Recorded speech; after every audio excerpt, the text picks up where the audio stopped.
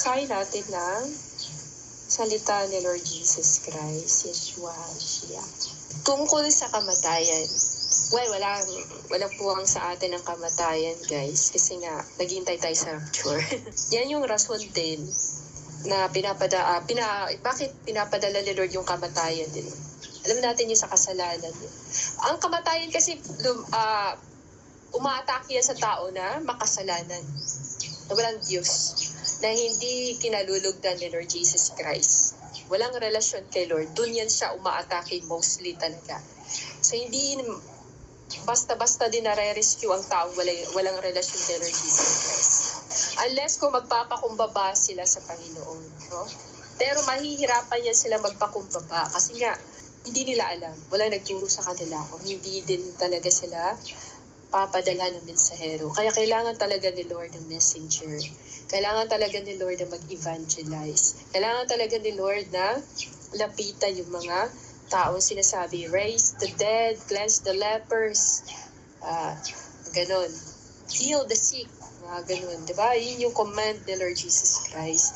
If the Lord Jesus Christ ay nasa puso ng tao na mag-e-execute talaga si Lord ng milagro. Pag nalaman ng tao, naintindihan niya, nakilala na niya si Lord, hindi naman as in totally na nakilala talaga. No? Kasi madami pa tayong hindi alam about kay Lord Jesus Christ. Pero at least may relasyon kay Lord Jesus Christ. Sumatawag, nagpe-pray, alam kung paano mag-repent, mga ganon.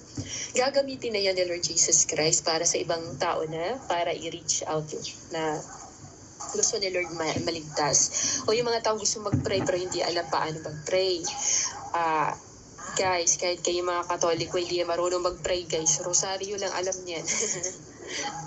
No? Rosary lang, hindi nila alam paano magdasal. O paano makipag-usap sa Diyos. Yun. So, yun. Tungkol sa kamatayan, chapter 41 po tayo. O kamatayan, anong pait ng iyong alaala sa taong payapang nagpapasasa sa kanyang kayamanan. Sobrang pait dahil sobrang dami mong pera. Sa dami ng iyong pera, no, hindi mo na namamalayan na katapusan mo na pala.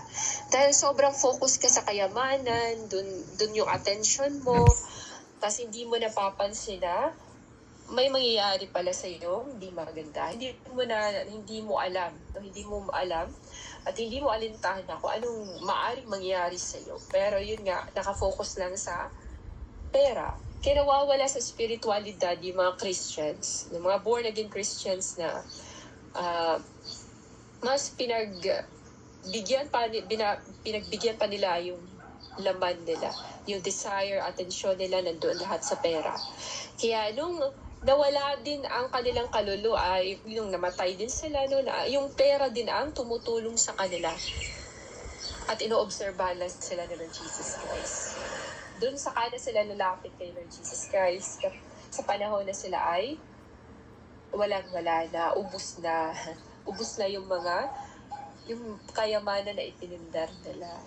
Pinapakita ni Lord Jesus Christ na kapag nagtiwala ka sa pera, katulad ng pera na mawawala ka din. Hindi makakatulong sa iyo yung mga kayamanan dito sa mundo. Kumbaga, ano ba may tutulong ng mga kayamanan na yan na nagiging Diyos-Diyosan? Na galing lang naman yan sa lupa. Parang katulad lang din sa atin, galing tayong lupa. Kung maghahangad tayo ng mga bagay na mawawala lang din sa lupa. Ganun din, wala din tayong pinag-iba guys. Kasi galing din naman tayo sa lupa, diba? So dapat si Lord Jesus Christ magbibigay buhay. Yung buhay. Kasi nga, galing tayo sa pagkawala. At galing tayo sa patay. Galing tayo sa walang kwenta na bagay. Parang ganun. So, itong lupa na to guys. So, galing tayo sa wala. Tapos, binuhay ka ng Panginoon, tapos babalik ka rin sa wala. Magsasamba ka din sa wala. Tatawag ka din sa wala. Mafo-focus yung attention mo sa wala. No, hindi doon sa nagbigay buhay. Kaya kapag ang tao daw, yun yung sinasabi, lagi natin pinag-uusapan na, pag ang tao ay nakafocus kay Lord Jesus Christ, no, he or she run the race, talagang goal niya ay matapos yung makapunta doon sa kay Lord Jesus Christ. lagi talaga siyang iniingatan. Laging hahaba ang panahon niya sa lupa. Lagi siyang iniingatan ng Panginoon. Katulad ng kay Enoch na hindi talaga siya hinayaan mamatay. Hindi hayaan ni Lord na maagnas yung katawan niya. Kinuha siya. Grabe yung experience din ni Enoch. Mga ganun. So walang karapatan talaga ang kamatayan, problema, sakit talaga sa buhay ng tao na focus ay si Lord Jesus Christ. Makakaramdam ka man yan pero tatanggalin din yan ni Lord Jesus Christ. Kasi ang kaaway, kakapit talaga yan sa taong gustong maging banal. Kakapit talaga yan sa taong pinili ni Lord Jesus Christ. Kasi nga gusto nila mamatay, gusto nilang bumalik sa pagkawala. Sa taong walang alalahanin at masagana sa lahat ng bagay, sa taong malusog at maaari pang magpasasa sa masarap na pagkain. Sobrang laki ng diferensya nung ikaw ay nung malusog ka pa, napakayaman, bigla ka na lang namatay. So sino pa ang magpakasasa sa mga kayamanan na pinaghirapan mo? Kaya yung mga tao palagi nagtatrabaho, guys. Tapos, at the end of the day, mahirap pa din sila. Abuti na sila na madaling araw sa kakatrabaho. Kakayod, nasa labas sila. Nagtatrabaho, pero nangyayari ang ending nun, nagkakasakit sila. Yung mga naiipon nila, bumabalik lang din sa katawan nila. Yun nga, bumabalik lang. So parang wala din saysay. Yun yung sinasabi, sirak talaga na chasing the wind. Kapag magpakasasa ka sa mundo, parang nag-suicide ka na din. Parang kapag magpakasasa ka sa mundo, parang ka nagsisuicide. Hinahanap mo ang kamatayan, hindi ang buhay na walang hanggan. Ngunit anong laking kaaliwan ang idinulot mo sa iyong pagdating sa taong nagdaralita at tinakasan na ng lakas? Sa taong iginupon na ng katandaan at mga alalahanin, sa taong hindi na makakakita at wala ng pag-asa. Paano pa sila, maiganyo sa mga bagay na meron dito sa mundo? Kung gayon nagkakasakit na sila, wala ng lakas, bedridden, mga ganon. Tapos, nadatna na ng katandaan, sobrang katandaan. Siyempre, hindi na yan ma-enjoy yung mga bagay na yan. Huwag kang matakot sa hatol ng kamatayan. Alalahanin mong saklaw nito ang lahat, ang mga nauna sa'yo at ang mga darating pa. So, huwag daw matakot sa kamatayan. Kasi nga daw, lahat naman daw talaga ay dadanas. Yung iba, nauna lang daw talaga. No? Nauna lang sila. Lahat ng tao talaga ay dadanas ng kamatayan. So, di ko naman sinasabi wag na tayo mamatay no dahil kasi mag-rapture ganun. Pero yun nga, kung nasa kamay ni Lord Jesus Christ, no, kung mamamatay ang tao before rapture o hindi. Pero kung maniniwala ka, wala talagang posible kay Lord Jesus Christ. Sinabi mo, Lord, I believe na makakasama ko sa rapture. No? Gusto kong lumipad. Gusto kong ma-experience kung paano lumipad ng walang pakpak. Yan. So, hindi naman daw dapat katakutan kung may Diyos ka, syempre. Pero kung wala kang Diyos, matakot ka na lang. Kasi syempre, ang sasalubong sa'yo, susundo sa'yo, mga diablo yun. Ito ang itinalaga ng Panginoon sa lahat ng may buhay. So, ibig sabihin, may hangganan ang lahat. Kaya hindi dapat magpakasasa, magpakapagod masyado, dahil may hangganan ang lahat. So, kapag magpakapagod ka kasi, di ba, mas-stress ka, magkakasakit ka, at napaka-sensitibo ang katawan ng tao. Kung hayop nga, sensitibo sila. How much more yung mga tao? Sensitibo. So, yun nga guys, hindi kailangan na maging complicated yung buhay ng tao. Hindi kailangan na maging complicated o gawin mong komplikado ang buhay mo. Simplihan lang. Maging masaya ka na kung may asin ka sa bahay. pampalasa. Maging masaya ka na kung may natatanggap kang blessings, no?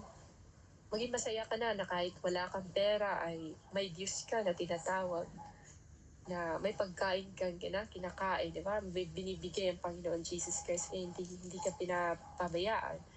Maging kontento na dapat. Simple lang ang buhay. Kasi dati, simple lang din naman. Simple lang din pamumuhay nila. Kahit yung mga gamit nila sa bahay, naalala ko may banga pa kami dati.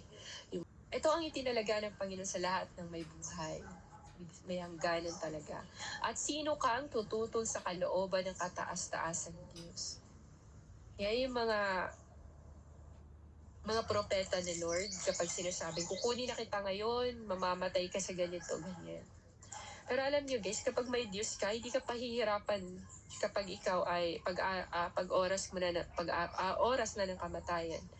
Bago ka pa maghirap talagang ira-rapture ka na. Si Lord Jesus Christ kasi is talagang papa siya guys. Pero talaga hindi siya natutuwa sa masasama. Hindi din talaga makakaligtas sa mga masama sa kanyang paningin. Mabuhay ka man ng 10, 100 o 1,000 taon, hindi na iyan mahalaga sa daigdig ng mga patay. Nabuhay ka man ng ilang taon dito sa mundo, after that, makakalimutan ka na din. Siguro may mga maaalala sa iyo, mga magaganda mong ginagawa, ng kawang gawa mo, yung pagiging Kristiyano mo, mga kasamahan mo, maalala ka, yung kabutihan na ginagawa mo, yung legacy, yun nga, maalala nila. Palaging kapag kay Lord Jesus Christ ka at marami ka nagagawa para kay Lord, for sure, buhay na buhay ang pangalan mo. Si palagi yun sa ganito ganyan, nagpapakain niya siya, very generous yun, nag-evangelize yun, etc. Yun, bukang bibig ka. Laging maalala yung mga ginagawa mo para kay Lord. Tulad ng mga nangyayari sa mga propeta. Hindi na yan mahalaga sa daigdig ng mga patay, ang kapalaran na, yun nga, hindi na mahalaga yun, yung mga tao ng na nagstay tayo dito, na nabuhay tayo. Kaya we must enjoy living with the Lord, not with the world.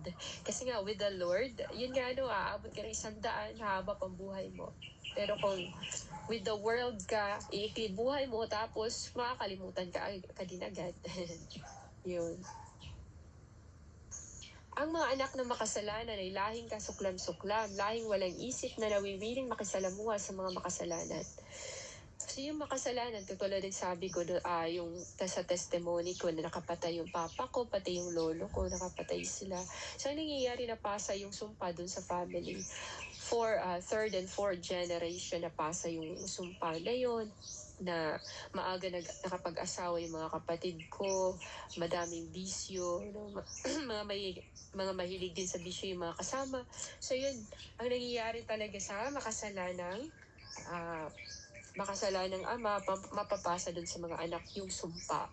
So yun, dahil siya yung pumatay, nakapatay siya, syempre, at ang magiging anak niya ay puro babae. Walang magdadala ng apelyido. At yun yung nangyayari sa amin, guys. Tapos hindi ko maintindihan talaga bakit sobrang hirap talaga ng buhay namin. Sabi ko, hindi ko maintindihan. Kasi yung papa ko masipag yun eh. Pero parang kinukonsume. May something na nagko-consume na sa enerhiya, sa kasipagan na yun, sa pera, ganun, sa blessings, something ganun. Parang may humaharang. So yun, kaya pala, kasi nga, nakapatay. At ang kanilang mana ay mauubos ng tuluyan. At ang kanilang mga ina po ay hamakin magpakailanman. Yun ang nangyayari talaga sa side namin, guys. Sa side namin,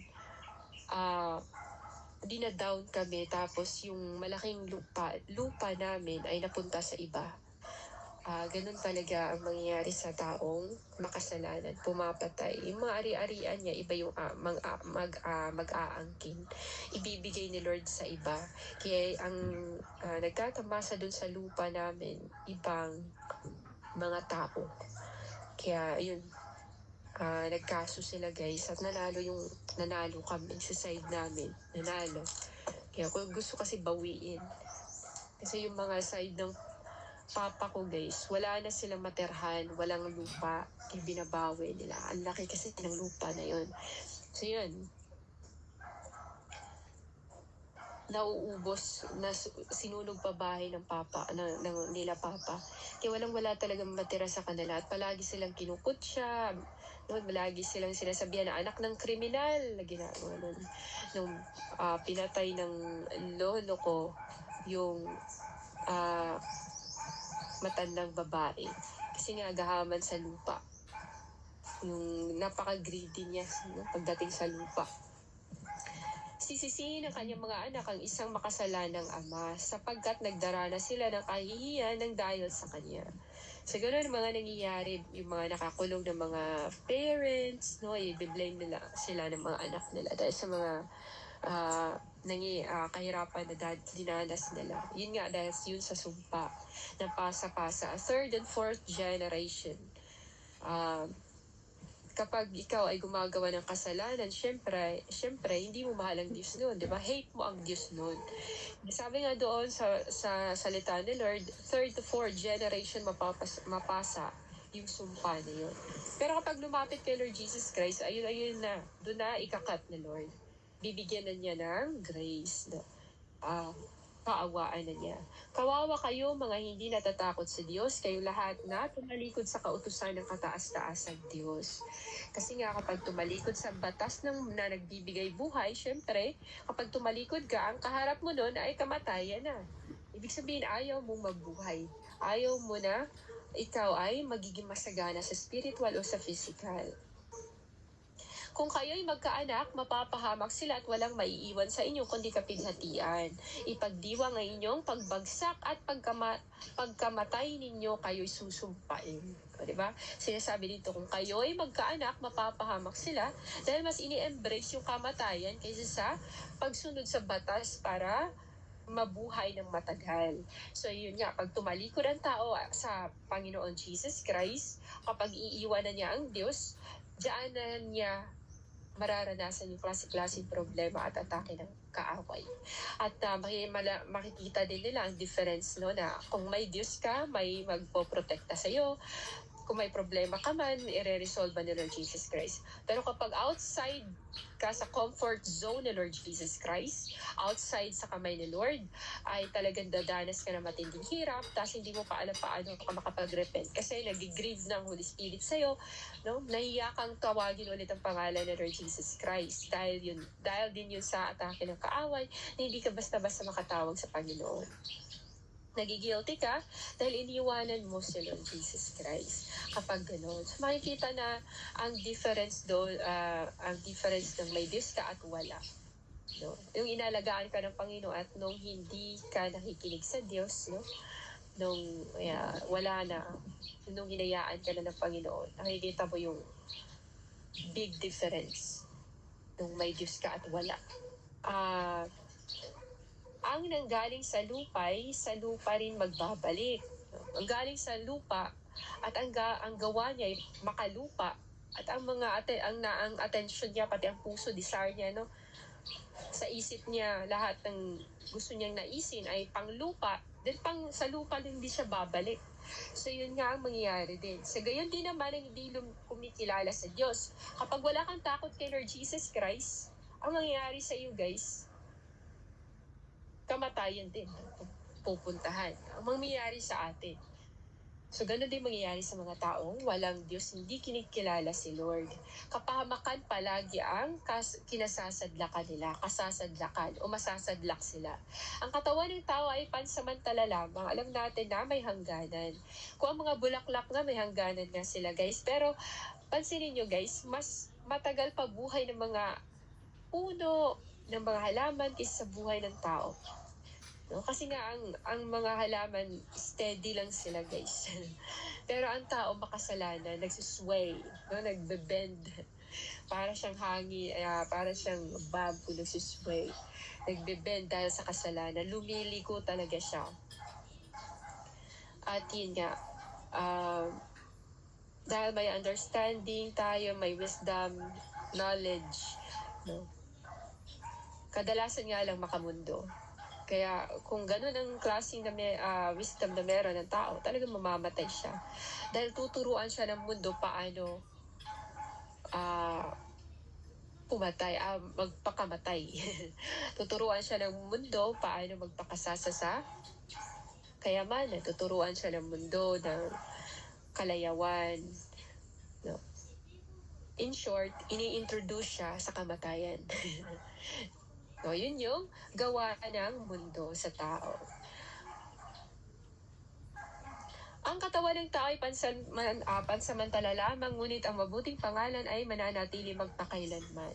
Kung isang tao ay may takot sa Diyos, naalala yung mga turo ni Lord, talagang isinabuhay, binagbulay-bulayan, katulad ng ginawa ni Susana, Easter, at iba pang mga good example, katulad ni Judith, na yung mga babae na yan, guys, since mga babae naman tayo. No, ginagawa silang example ni Lord na magkaroon ng takot at maging matapang. Kasi ayaw ni Lord ng duwag din. Kaya guys, ginagamit sila. Kaya Easter, it doesn't matter sa kanya kung mamamatay siya after ng paglapit niya doon sa hari. Hindi niya alintana kahit wala siyang masyadong lakas. No? Dahil nga nag-fasting for 3 days, inialay niya ang kanyang buhay. Si Judas, inialay niya ang kanyang buhay kapalit ng buhay ng mga Israelita. Talagang siya lang mismo pumunta doon sa tulda o tent ng mga kaaway ng general na yon. Tapos kay Susana naman, di niya alintana na mamatay siya. Nadalhin siya sa hukuman, pagbibintangan siya ng kung ano-ano sinasabi ng mga hukom. Hindi niya alintana dadalhin siya doon. Kasi nga ayaw niya magkasala, hindi niya binigay yung sarili niya sa kasalanan. Hindi niya ibinigay yung sarili niya sa kamatayan. No? Kamatayan sa kamay ng dyablo. Kundi, ibinigay niya ang kanyang buhay alang-alang sa hustisya, alang-alang sa katotohanan, para kay Lord. Kasi nga, para siya kay Lord. So, kay Lord din dapat siya babalik, no? Yun nga yung nangyayari din kay Joseph. Talagang inayawan nila ang kasalanan para hindi sila matali sa kasalanan, guys, at hindi sila mamamatay.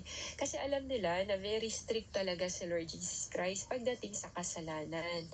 Yung mga binigay sa atin ng mga example ng mga tao. Pangalagaan mo mabuti ang iyong pangalan, sapagkat iyan ang maiiwan mo kapag ikaw ay namatay. Kilala niyo ba si ano? Ano yun? Grabe yun siya. Lasinggera yun. Lasinggera, di ba? Pero syempre, ibang-iba talaga ang buhay ng taong binago na ni Lord. Kilala mo ba si ano? Ay, oo, ano yun? Ganito, ganyan, bla, bla, bla.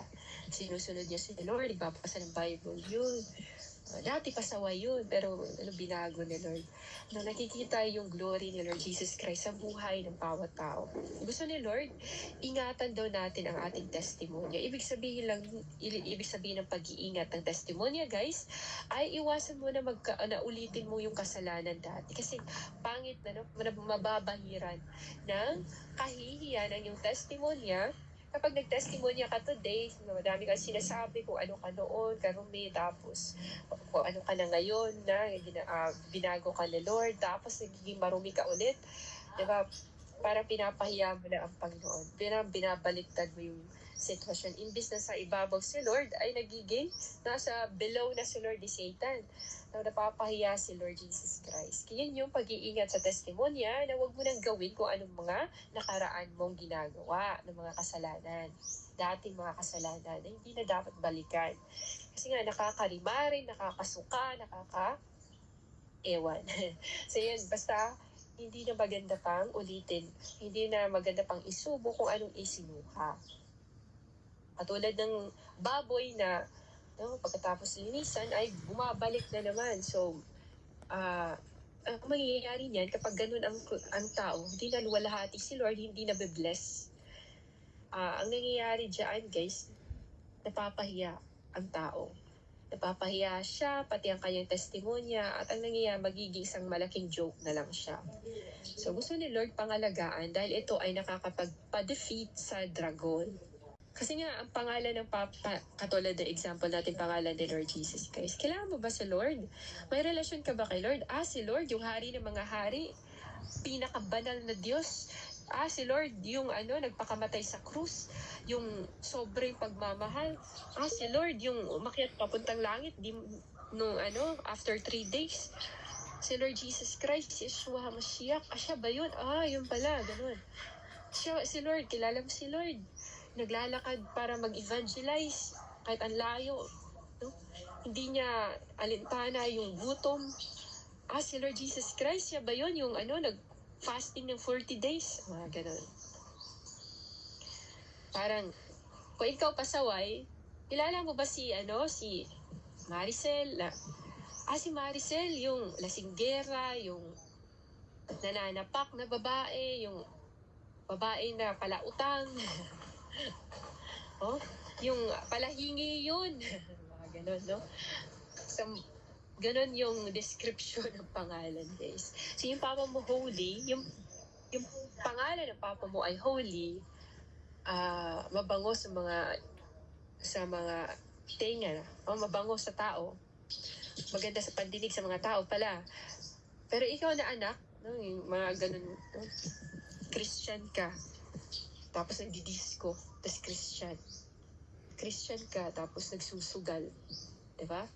So, hindi nag-match. Ibig sabihin, hindi konektado kay Lord Jesus Christ, at yung tao na yan ay nagsisinungaling. Tapos, ang nangyayari din, pinagsinungalingan din niya ang Diyos. Nagkakasala. Doble. Sa sarili niya at sa Diyos, syempre. So, yun.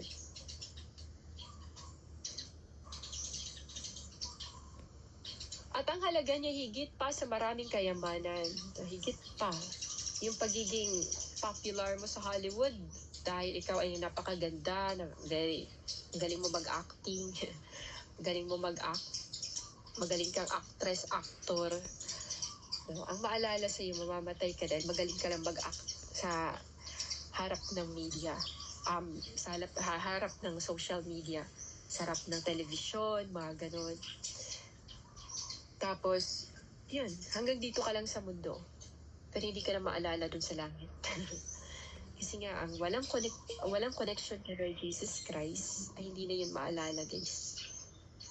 Hindi na yun maalala magpakailanman. Kasi walang connection. Dito sa lupa, maalala ka. Kasi mga worldly, full of worldly pleasure ang mundo. Alam natin yun, di ba? Full of pleasure. Pero di dun sa langit, hindi ka maalala. Wala ka dito, wala yung pangalan mo dito. Hindi nakasulat. Parang gano'n. Walang naalala sa yung maganda, kundi makasalanan ka. Yung pagiging makasalanan mo na maalala. Sobrang marumi ang showbiz kasi iba't iba yung asawa nila, kung sino-sino nakakasiping nila, guys. Kapag nakatambalan mo isang tao, magiging nobyo mo. No? May mga something na hindi maganda. Very lustful ang showbiz. Tapos, yun nga, dahil patay, kasi nga makasalanan, although buhay sila in the flesh, kung saan yung patay, andun din yung mga chismosa, mag-uumpukan sila, guys. Magiging pulutan yung mga sitwasyon ng mga artista na yan. Kasi nga, patay sila in the spirit.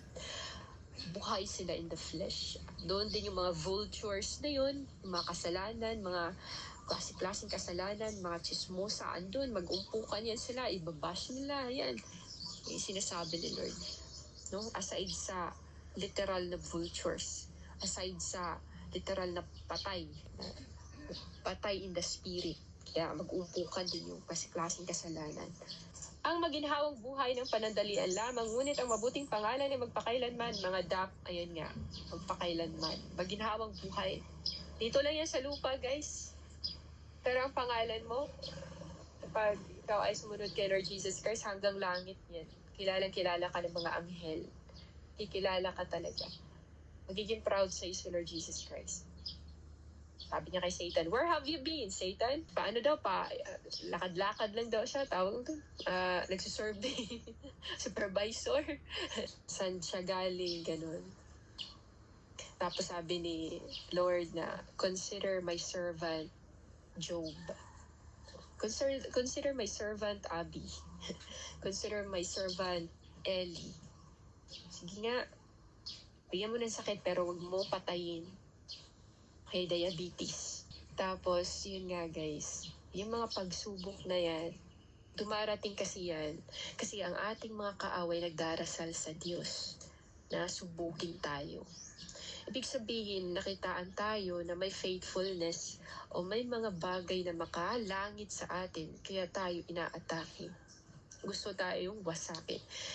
Diba, kung saan ang bida, andun din ang kontrabida. No, andun din yung mga kontrabida, guys. May mga Bible scholar na mga bida na ginagabayan ng Lord. May mga nilalagay din si Satan ng mga kontrabida. So yun. Mga anak, sundin ninyo ang aking aral at mananatili kayo sa kapayapaan. Ano ang papakinabangin ninyo sa kayamanang nakabaon o kaya'y sa karunungang nakatago? Diba? Mga anak, yun nga, mga dapat ikahiyato guys ha. Mga anak, sundin ninyo ang aking aral. Kasi nga kapag sumusunod yung bata sa tama guys, hindi talaga mapapahiya ang nanay. Magiging proud pa. Kahit yung kapitbahay mo, magiging proud sa mismong nanay mo dahil sa pagpapalaki sa'yo ng mabuti. Ano ang papakinabangan ninyo sa kayamanang nakabaon? No? Yung kayamanan na tinitingnan mo lang. Kayamanan na mawawala lang. Or sa karunungan na hindi mo pinag-share sa iba. O yung nalalaman mong wisdom na binigay ni Lord sa'yo, tapos hindi mo man lang nasabi sa iba. Hindi mo man lang mabuka yung bibig mo. May mga something ganun na klaseng tao. At yun nga, ano ang papakinabangan mo doon? Anong mapapala mo pag ganun ka, klaseng tao? Mas mabuti pa ang nagkukubli sa kanyang kamangmangan. No? Mas maganda pa yung tahimik siya kasi mangmang pala siya. Kaysa, nagpakatahimik siya kahit may karunungan siya. So parang ang nangyayari na nagiging useless yung blessings na pinapahiram ni Lord Jesus Christ. Na binibigay ni Lord. Parang walang kabuluhan yung binibigay ni Lord Jesus Christ, guys, na blessing, na yung wisdom na yun. Na sana'y makultivate yun, no, magamit yun sa tamang paraan. So yun, kaysa nagtatago ng kanyang karunungan, pahalagahan ninyo itong aking sasabihin. Mga bagay na may kinalaman sa pagkahiya. So mahiya, no? Ito yung mga bagay na dapat daw nating isaalang-alang. Yung mga bagay na may kinalaman sa pagkahiya. May pagkahiyang hindi nararapat, nahiya kang sabihin ko anong totoo. Diba? At may pagkahiyaring hindi napapanahon. Yung walang hiya ka kahit hindi naman kailangan. Nagpapakita, hindi siya yung na-match. Yung mga, halimbawa, may conversation, tapos biglang nag-interrupt ang tao. Na parang hindi siya nahiyang mag-interrupt, na walang hiya siya. Tapos, yung mga sinasabi niya, hindi din na-match doon sa conversation. So, yung nangyayari doon, napapahiya siya. O di kaya hindi siya magugustuhan ng mga taong nakakarinig sa kanya. Yun. So may pagkahiyang hindi daw nararapat.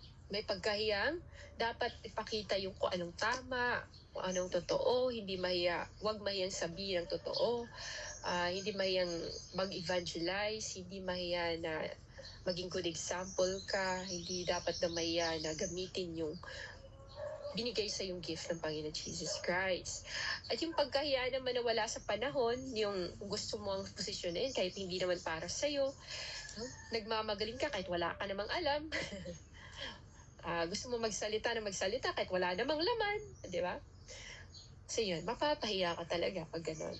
So yun, mahiya kang gumawa ng kahalayan sa harapan ng iyong ama't ina, syempre. Dahil alam ng mga magulang o matatanda kung anong gawain yan kasi pinagdaanan na nila yan. Yung mga ganon. O magsabi ng kasinungalingan sa harap ng may kapangyarihan, lalong-lalo na sa Diyos kasi nga blasphemy, nakakamatay. mas nakakatakot, no? Sa harapan ng Panginoon Jesus Christ, lalo na kung nagkasala sa Espiritu ng Lord Jesus Christ, Yeshua Mashiach. So yun nga guys, dito sinasabi na tungkol sa kahalayan, no? Grabe yung iba mga foreigner. Wala silang pakialam guys, maglampungan sila. Pero yun nga, kasi nga culture na nila or something, ganun. So wala na silang pakialam, parang ganun.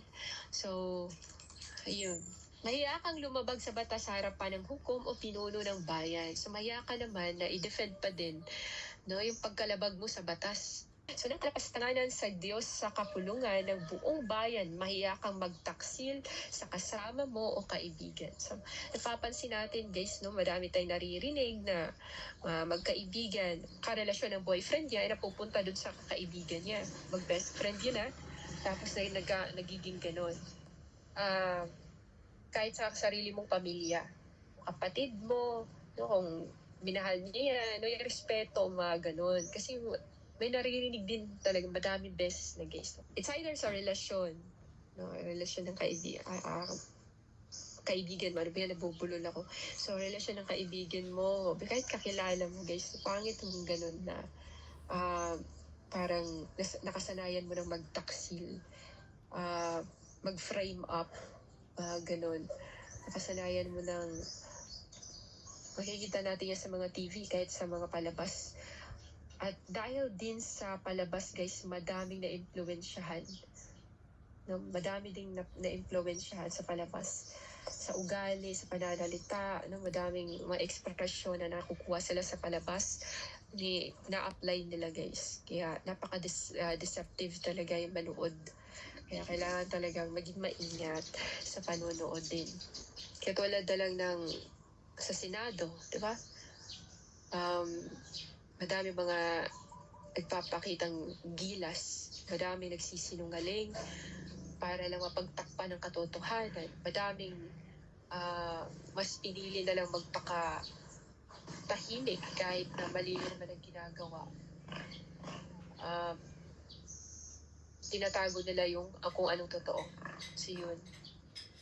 Umagnakaw kaya sa iyong mga kapitbahay. So nakakaya, no, napaka-close, lagi kinag-uusap, lagi mo nakikita, nagtatawanan pa kayo, nagjo-joke-jokean, tapos bigla kang takawan. Ikaya mo ang di pagtupad sa kasunduan o sa sinumpaan. Ibig sabihin daw, maging may isang salita daw ang tao. Hindi daw pwede na basta-basta kang magbibitaw ng salita tapos hindi mo gagampanan dahil pagdating ng araw, ipapahiya ka lang din ng tao niyan. No? Kapag palagi mong ginagawa din, pwedeng magkamali ang tao, guys. Pero yung ilang beses na yung isang salita, palagi na lang nangyayari. So yun, ipapahiya ka na nun. Mapapahiya ka din talaga. Ikakahiya ka din at hindi maganda yung pakikitungo na sa'yo. At ang magaspang na kilos sa harap ng pagkain. So parang gluttony. Parang mauubusan ka ng pagkain. So, tinuturuan tayo ni Lord Jesus Christ kung paano tayo magiging prinsesa sa kaharian ni Lord. Proper etiquette. Tawag nun, basta yung good manners. Kung paano mga tao kumikilos sa langit. Kung paano mga tao na nasa langit, no? Nagbe-behave, yung behavior nila, yung kilos nila doon. Tinuturoan na tayo ni Lord. Bali, parang pinaghahanda na tayo. Kung napapansin ninyo guys sa Bible study, pinagpe-prepare na tayo ni Lord. Kasi nga, para hindi naman tayo mapapahiya pagdating natin sa langit na ganun pala ang ginagawa nila doon. Tapos, dito sa lupa, wala tayong alam. So, mas maganda may alam ka na, ganito, ito yung sabi sa Bible, na ganito, ganyan, kung kumain. Kasi mamaya, pag katabi mo anghel, tas ganyan ka, burara ka kumain. Parang mapapaya. Joke lang, guys. Pero yun nga, it applies as well dito sa mundo, guys. It applies heavenly and worldly laws. Pag ganun guys, hindi ka talaga mapapahamak kasi full of wisdom ka. At ang tinuturo sa atin ni Lord Jesus Christ ngayon ay kung paano tayo kung paano na mape-please ang mga tao sa atin dahil sa behavior natin. Sa simpleng pagkain, pakikitungo, sa simpleng mga ginagawa natin sa araw-araw, kung gaano kabanal. Kaya nga dito pa lang, tinuturuan na tayo ng Lord Jesus Christ. Parang gusto sabihin ni Lord, gusto ba niya, parang ganito guys, kung ang langit parang university, ang langit parang university. Pinapag-aral tayo muna ni Lord Jesus Christ, gano'n. Sige, gusto ba niyang pumasok sa university ko? Gaganon siya.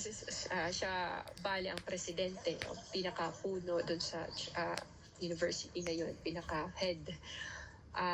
Sige, pag-aralin sila. Kailangan mo magpag-aralan yung mga laws, paano ba kumilos sa mga tao doon, sa langit o sa university na yon, ano bang rules nila, anong requirements. So, ganun din pag nangingibang bansa ka. Diba guys? Anong klase mga tao meron doon, anong mga kasuotan nila, pinag-aralan mo. So, ganun din tayo dito. Hindi man tayo pupunta ng Amerika, guys, pupunta tayong langit. So, pinag-aralan natin, ganito pala yung ginagawa ng mga tao sa langit. Kasi ito yung pinapag-aralan natin para tayo ay makapasok sa langit. Para very smooth ang pagpasok. No? Tinuturuan na tayo guys paano yung ways ng pagiging princess. Princess talaga. No? Princess or candidate sa langit. Kaya pinapag-exam tayo ng mga pagsubok. Pinapag-exam tayo, hindi naman tayo nag-order sa Shopee, Lazada ng mga pagsubok, pero dumarating mga pagsubok. No? Ayun. So, tinuturuan na tayo ng Lord Jesus Christ. No? Hindi tayo nag-aaral ng Bible para makipagdebate, para sabihin madami tayong alam. Hindi ganun guys, kundi tinuturuan na tayo ni Lord paano mamuhay ng banal in advance kahit wala ka pa sa langit. So yun, para ma-practice na at hindi na tayo magugulat. Ganito pala, o ganito, ganyan. Ganito makikitungo sa kapwa. Ano yung love? Pinag-aaralan mong love. Tapos biglang may pagsubok na dumating, ganito pala yung love. Ano yung kalmado dapat? Yung self-control? O sige, di ba? Katulad lang ng university lang din. So yun guys, pansinin nyo, ang mga tao na may Diyos o makadiyos o nagpakabanal ay ang mga taong wise. Very wise sila. Tapos, sila yung pinapag-successful na Lord Jesus Christ. Except na lang kung hindi ka para sa bagay na yan. Para ka talaga kay Lord, wala kang, no? Kahit anong gawin mong pag-aaral sa university or literal na university, pag hindi ka para dun. At ang magaspang na kilos sa harap ng pagkain, ikahiya mo ang karamutan kapag ikaw ay hinihingan. Mahiya ka na hindi ka magpahiram kapag kailangan na ng tao, tas doble-doble naman pera mo. Doble-doble naman yung meron ka. So, tapos siya ay nalilimos lang. Parang ganon. Parang, may times guys na may nanghingi sa akin na parang nahiya talaga ako guys kasi wala akong maibigay. Parang ganon. So, nahiya ka minsan kasi wala kang maibigay, hinihingan ka.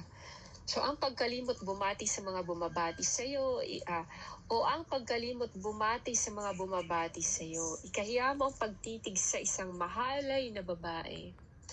No, ikahiya mo yan na, nakakahiya, parang, ano ba yan, nakakahiya ang ginagawa niya, parang ayaw mong tingnan kasi nga, nakakahiya. Self-control or custody of the eye. At ang di mo paglingap sa isang kamag-anak, di ba? Pag-alaga sa kamag-anak na nangangailangan. Pero kung abusado naman, ay hayaan mo na. So, ikahayaan mo ang pagkuha sa kaparte ng ibang tao. So, naalala ko yung nagtanim sila dito, sila mama ng stepfather ko guys, kasi masipag stepfather ko. Nagtanim sila ng kalabasa. Tapos binenta nila guys. Hindi nila alam na sinapawan pala sila ng kapatid ng stepfather ko. Sinapawan sila guys. Tapos nagkaroon ng pera. Mas malaki pa yung kita ng kapatid ng stepfather ko kaysa sa stepfather ko, guys, no? Parang mahiya din naman siya sa nagsikap, nagpakapagod, tapos siya lang din ang ah, mag magtatamasa nung kapaguran na yun, pinagpaguran na yun. So, ang pagkakaintindi ko, no, siya ay maramot, agahaman, at for sure, sisingilin siya ni Lord Jesus Christ sa lahat ng ginagawa niya hindi maganda. At ang hindi mo paglingap sa isang kamag-anak, yun nga, ikahiya mo ang pagkuha sa kaparte ng ibang tao, o kahit sa kapatid mo, huwag mong kukunin. O yung pagiging foreman dahil yun nga, gusto mong malaking pera. Parang ganun. So, ang di mo ayun. Ikahiya mo ang pagpatol sa iyong utusang babae. Ikahiya mo ang pagpatol, no? Ikahiya mo na patulan yung kasambahay mo na nag-aalaga sa inyo, naglilinis, gano'n. Kaya huwag kang lalapit kailanman sa higaan nito. No? Huwag kang mainganyong lumapit. No? Magkaroon ng lustful na desire. Ikaya mo ang panlalait sa iyong mga kaibigan, huwag kang manlait kasi isa ka din. Na kalait-lait. So, o ang panunumbat sa taong iyong tinulungan. So, wag mo daw kwentahan yung iyong tinulungan. Kasi nga, ibis na i-bless ka, isusumpa ka na lang ni Lord. Ikaya mo ang pagkakalat ng mga narinig mong usapan. No? Isa puso mo na, sa'yo na lang yan, itago mo. O ang pagsisiwalat ng lihim na ipinagkatiwala sa'yo. So kung magsishare siya sa'yo ng mga secrets niya, wag mo nang isabihin pa sa iba. Kasi ibig sabihin, pinili ka niya kasi pinagkatiwalaan ka niya. Sa gayon, magkakaroon ka ng wastong kahihiyan at kalulugdan ka ng lahat ng tao dahil marunong ka magdala. O marunong ka magtago ng sikreto dahil marunong ka sa mga bagay na yan.